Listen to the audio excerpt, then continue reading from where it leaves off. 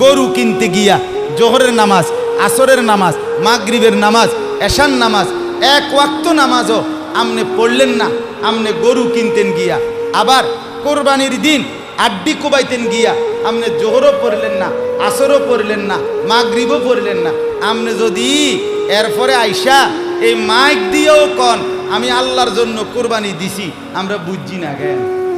আমরা সিরা খাই, আমরা সিরা খাই, হ্যাঁ আমরা অনন্য ভাত খাইছি, এই মাত্র ভাত খাইছি, আগে তো খাইছি, আজকেও তো এই বেশিক্ষণ হয়েছে না ভাত খাইছি। আমরা কি সিরা চাবাই আমি বুঝি না কথা বলে।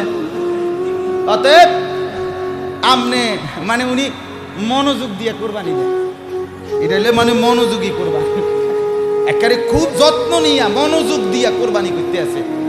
জোহর আসর মাগরিব এটি তো আইয়ে যায়, বোঝেন নাই কথাটা? এটি তো কত শনিবার কত রবিবারে কত জোহর কত আসর আইসে গেছে। আমি এই